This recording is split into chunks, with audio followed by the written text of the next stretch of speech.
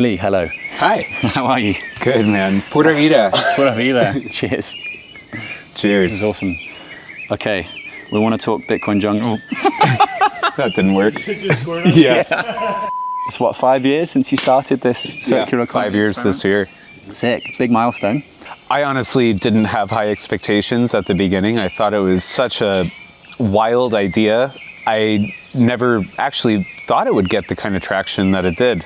It was something I was interested in personally, something that I wanted to try. Yeah. I wasn't super confident in how people would respond to that.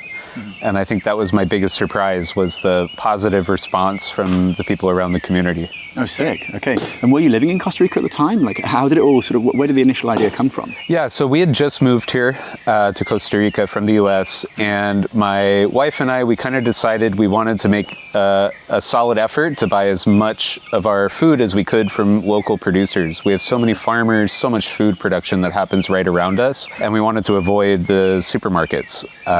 The downside of that is the farmers market vendors only took cash at the time. We arrived here during the height of the pandemic, and obtaining cash was very hard. The lines at the ATM, you'd wait an hour. After 11 a.m., there just was no cash to be had. Try again on Monday. And even if you could get cash, the ATM would only give you big bills, and then you try to buy $1 worth of bananas, and they don't have change. And so there was this real friction in my own life. Like, I wanted to buy my food at farmers markets and from local producers, but I couldn't conduct like a financial transaction with them efficiently. I see a lot of echoes with this in the African circular economies, in that the classic thing of like ATMs have lines, ATMs have huge fees, ATMs give you massive bills that you can't actually use as tender. So I guess Bitcoin fixes that.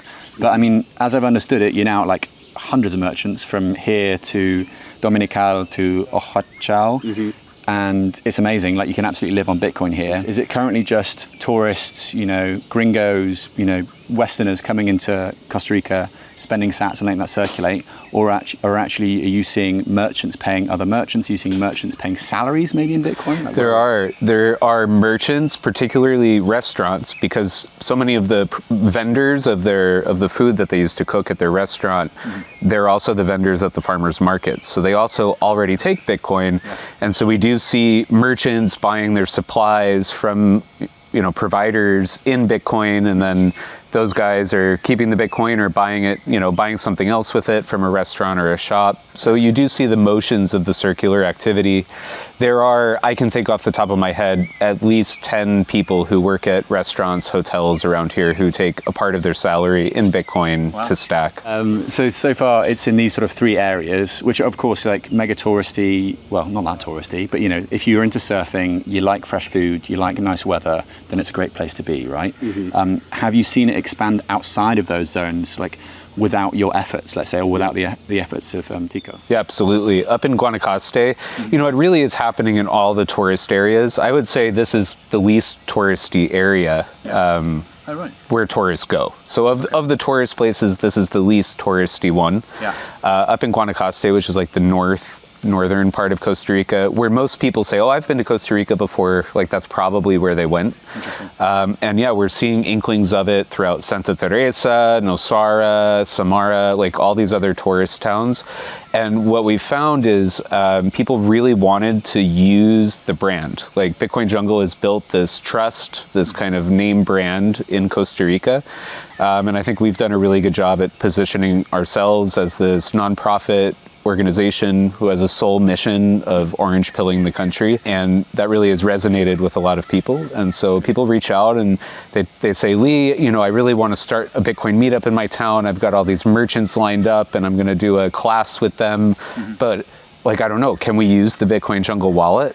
And I'm like, well, of course you can. It's a free app. You just download it and you can use it, right? And also, can I send you 1,000 stickers and some pamphlets, and can we help you with that? And so I've taken the approach of just being really open to people who want to take it in their own hands. They're not looking for a manager. I hate being a manager. So if someone wants to do it, well, we want to give you the tools, the infrastructure, the physical materials, any knowledge you need to be effective, and then let you run with it. There's one sort of tool which I see as being like a bit of an unlock for progress here, and that was, Bull's integration with SynPay. Yep. SynPay being the sort of the phone system for banking that everyone uses in Costa Rica. Mobile money in Costa Rica. Just how important has that been for unlocking growth here? Because as I understand it, it's an easy way for people to cash out. It is. I mean, I don't know, I think it 10x'd the usage of Bitcoin in Costa Rica. Right. It's a bit of a cheat code. Like, there are definitely some people who are like, well, that's cheating. It doesn't really count. But look, my opinion has always been medium of exchange first, store of value second, especially in the developing world, right? And where you and I come from, the real problem is store of value, right? Medium of exchange is like a solved thing through all these apps and whatnot, at least domestically, right? As long as you don't care about privacy. Or sending money outside of the country you earn your money in. But in the developing world, like, medium of exchange is such a need. Especially in this instance between foreigners and Costa Ricans, that I think the Bull Bitcoin integration is just 10x'd the people willing to give Bitcoin a try. And they're going to use it to do a transaction with a foreigner first. Then they're like, okay, well, maybe I'll keep $100 in Bitcoin, see what happens. Yeah. Okay. And obviously, like, you're a Bitcoin in the sense of like the true Bitcoin ethos, not your keys, not your coins. So how do you balance that? The balance of SynPay and also like other custodial wallets, like Bitcoin Jungle is a custodial wallet. With at what point do you say take custody? I mean, is that message getting through as well? Oh man, so Tico and I, basically that's how Tico, who's my primary teammate on Bitcoin Jungle, how he spends almost his whole day is getting people into self-custody. So in our Bitcoin Jungle is a custodial wallet, for better or for worse. I think probably for worse, but we didn't have a choice. I think 5 years ago, self-custodial Lightning wasn't an option 5 years ago, right? Even today, it kind of, It has to work every time 100%, and right now it's 99%, and needed it to be 100, right? Exactly. So we're putting these banners and alerts up in the wallet, and we do that continuously. Every month, we run a report that picks the top 100 depositors of Bitcoin Jungle, and we target them for WhatsApp messages. If they don't answer, we call them. Wow. The next month, if they're still on the list, then we start finding out who their husband or wife is and where they live, and like showing up at their house unannounced. Like, we're serious about self-custody. Wow. We've got great partnerships with CoinKite and BitKey, where they give us hardware wallets, and so we do one-on-one trainings, how to set them up, how to secure your seed phrase, how to do a recovery, and then show them how to move from your custodial wallet to self-custody. We've done hundreds and hundreds of these. Not for profit, right? It's a non-profit organization. How on earth are you funding all this? Is it through the good nature of all these Bitcoiners around, or are you just spending a lot of Bitcoin on this? I spend a lot of Bitcoin on this, but we've done an OpenSats grant, right? I just got renewed for an OpenSats grant as a long-term developer support to keep funding what I do at Bitcoin Jungle. And the wallet does have some fees, right? Only on-chain, so Lightning is always free, send and receive, but on-chain activity, to try and disincentivize that, has small fees. We don't make a ton of money on it, but it pays for the servers, basically. Right. So without staff or stickers, we could be a self-sustained project. Oh, wow. This has probably got to the table of some office somewhere. They're probably aware of what Bitcoin Jungle is. I mean, I now see it as... It has got up to the president? Yeah. You know that for a fact? I've met her. Oh, the new president that was voted in. Yeah. Wow, okay. And what was that like? What was meeting the president like? Typical politician. Go on. She's a nice enough lady. She's well-spoken, but speaks like a politician. Whether that's good or bad is up to you. What did you glean about Bitcoin from that discussion? Because presumably your meeting was about... She's disinterested. Right.